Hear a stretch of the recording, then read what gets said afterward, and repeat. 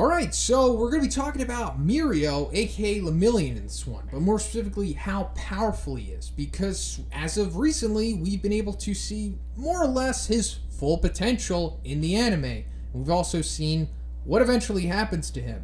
So yeah, I'm going to be talking about pretty much everything that we've seen in Season 4 so far. So if you're not up to date with the anime, I don't know what to tell you. But I won't be going into manga spoilers. I'm just going to strictly stay in Season 4 and stuff that happens in Season 4, so you don't have to worry about that. But I mainly want to talk about how powerful he is because there's a lot of things that go into making him essentially overpowered. It's not just his quirk. But speaking of his quirk, let's go over that real quick because I'm sure some of you might need a refresher, or there might even be some of you that are unaware of it. So Mirio's quirk is called permeation, and this basically makes him intangible. If you're familiar with Naruto, think about Obito's Kamui. It's basically like that. So when Mirio activates this thing, everything passes through him and he can pass through anything. I mean, so far we haven't really seen anything be able to bypass this. Now, on paper, it seems like this is like the ultimate quirk, and it kind of is, but it more so goes into Mirio's mastery of it, because it took him many years and countless hours of training and trial and error to fully master this thing. Because just the act of moving through a wall requires a lot of concentration. Like, he'll need to keep one foot tangible while making the rest of his body intangible, and then making the other foot tangible in order to just pass through. And we further see this excellent mastery of his quirk later on in the series when he's able to kick through Eri's head, but at the same second make the rest of his foot tangible and just nail Chronostasis in the face in an excellent display of power. And this also further shows just how difficult it is to fight against somebody like this, because aside from all of Class 1A, including Izuku, just failing to land a shot on him, we see that he's able to just go straight through Chisaki's guard and land a clean punch on his face, keeping the whole intangible and simultaneously tangible aspect to his game. His mastery has also allowed him to add another aspect to his quirk's game, and that's been labeled as warping. So when his entire body becomes intangible, he falls through the ground, and once he solidifies again, he's shot out of the ground because mass can't overlap mass.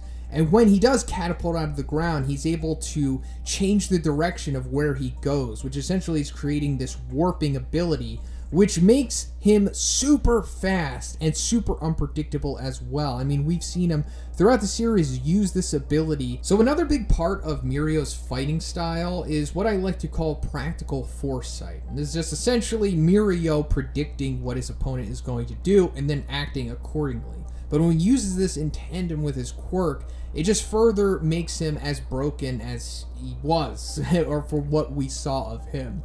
So he learned this ability from his time training under Sir Night-Eye, whose quirk is foresight, which like literally allows him to see into the future and then act accordingly. But given that Mirio does not have this quirk, he just learned through Night-Eye and through countless training and trial and error to make this somewhat of, as I label, a practical move. It's basically giving Mirio like a pseudo observation hockey, if you're familiar with that power dynamic of One Piece. I mean, things like this have allowed him to predict his opponent's gunfire and then act accordingly. And it also goes into his whole mastery of his quirk because he's able to just become intangible quick enough to avoid the gunfire. This is extremely similar to what we've seen of powerful One Piece characters like Katakuri and Aokiji, who have used their fruit abilities in combination with their observation haki to counter their opponent's moves and have them phase through them, just like how Mirio is here. But to wrap up Mirio's quirk mastery, it's also revealed that when he becomes intangible, he's unable to see and hear,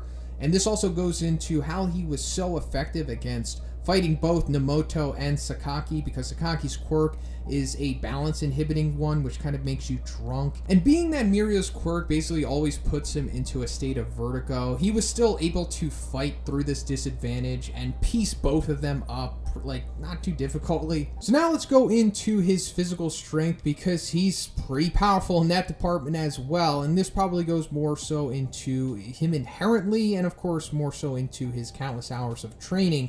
But I would say that he's probably just as strong, if not stronger, than most of the pro heroes. And we get a good glimpse of this on display when he's fighting against Class 1A, when he takes out 90% of the class with just a single punch to the gut.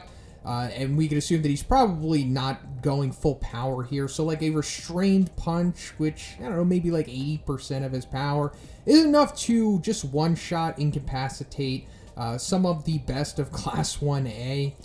So another good display of his power is when he's just taking out Chisaki's goons. Like, he just basically one or two shots all of them. And then when he's taking on Chisaki himself, he just beasts him around. And we see that Chisaki definitely has a heightened level of reflexes and durability. So for somebody like Mirio to just completely level him with punches is pretty telling of his power. But we might really be able to get a good idea of how strong Mirio is just by himself, because if we compare Izuku's punch to Overhaul, we can assume that maybe Izuku's using like 8% of One For All full caling here, somewhere around there, maybe more, maybe less.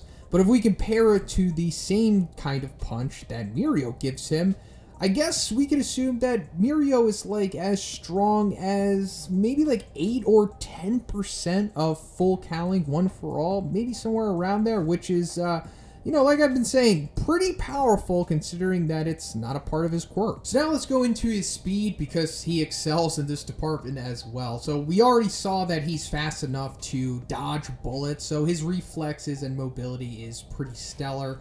He's also able to time his quirk pretty efficiently as well. We've already established that. But when he's really moving at top speeds in junction with using the warp aspect of his quirk, he's moving some of the fastest speeds that we've seen so far in the series. Like, in his fight against Class 1A, he was able to take out half of the class in under 6 seconds. Like, he beasted them all in that one sequence in like 5 seconds and 58 or something like that, according to the manga at least, which is obviously insane. And then we see when he goes full force and uses his, I guess, ultimate move in the Phantom Menace. He's moving so fast that it seems as though he's hitting Nemoto and Sasaki simultaneously, even though he's hitting them one after the other. And we've already established that Chisaki is rather fast with his reflexes, you know, considering that his quirk is close quarters and contact based, so naturally he would excel in that department through training.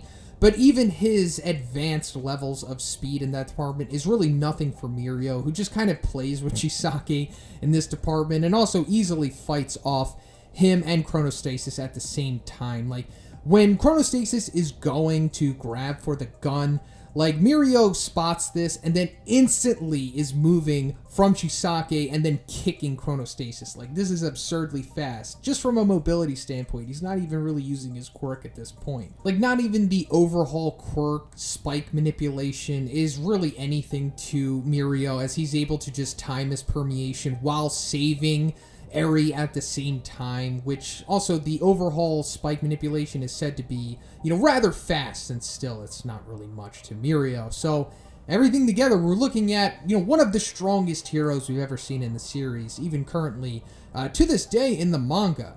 I mean, also, you know, Aizawa himself said that Mirio, at that time, of course, was closest to being the #1 hero, including pros, which means that he saw Mirio being above the likes of Best Jeanist, Hawks, Edgeshot, and even Endeavor. Now, is that true?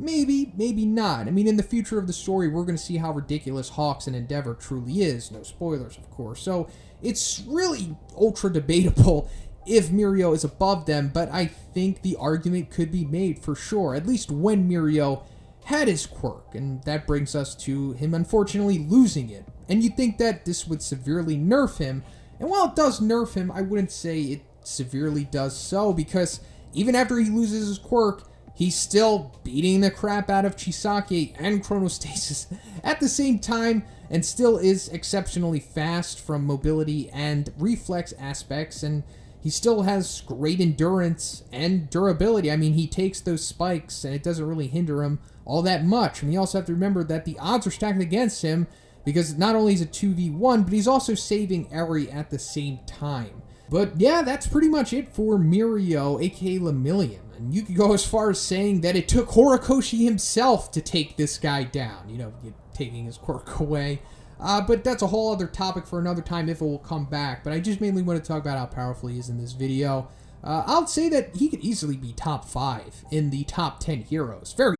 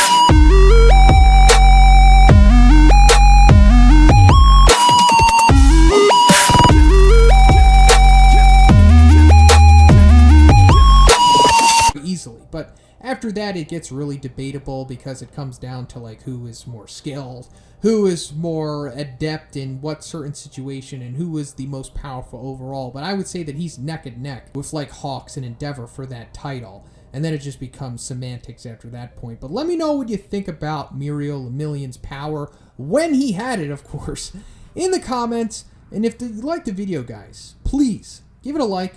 I also have a Patreon. It gives you access to a weekly Q&A. And if you haven't already, please subscribe as well. Have a great day.